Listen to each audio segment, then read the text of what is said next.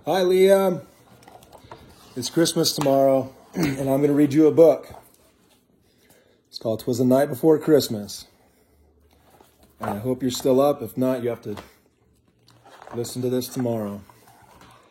It says, "'Twas the night before Christmas, when all through the house not a creature was stirring, not even a mouse. The stockings were hung by the chimney with care, in hopes that St. Nicholas soon would be there. The children were nestled all snug in their bed, while visions of sugar plums danced in their heads. And Mom in her handkerchief, and I in my cap, had just settled down for a long winter's nap.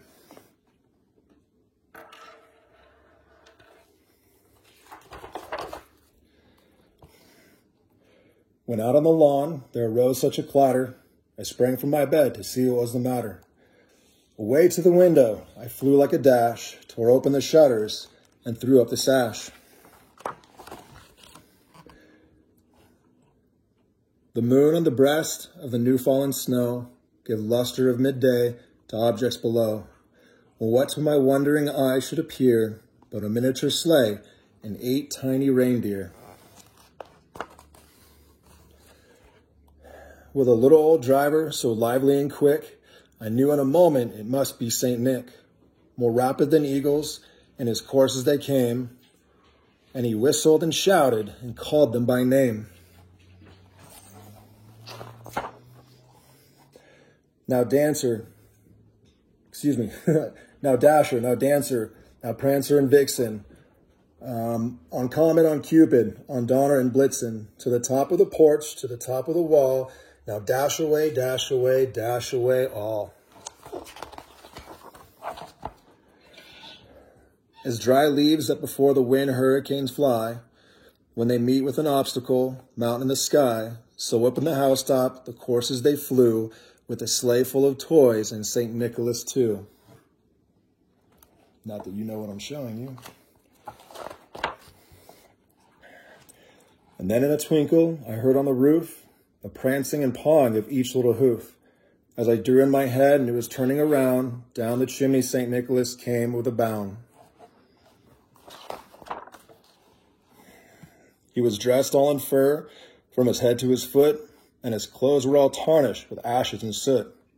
A bundle of toys he had flung on his back, and he looked like a peddler just opening his pack.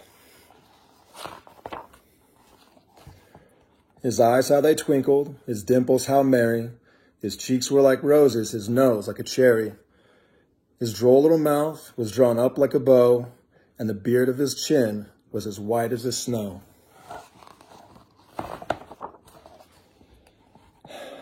The stump of a pipe he held tight in his teeth, and the smoke encircled his head like a wreath. He had broad face and little round belly that shook when he laughed like a bowl full of jelly.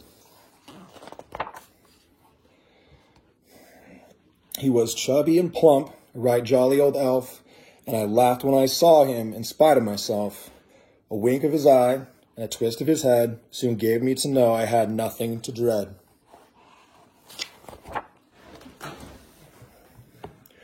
He spoke not a word, but went straight to his work and filled the stockings, then turned with a jerk, and laying his finger aside on his nose, and giving a nod, up the chimney he rose. He sprang to his sleigh, to his team gave a whistle, and away they flew like down on the thistle. But I heard him exclaim ere he drove out of sight, "Merry Christmas to all, and to all a good night." Good night, Liam. Everyone say good night. No. Good night. Good night, Liam.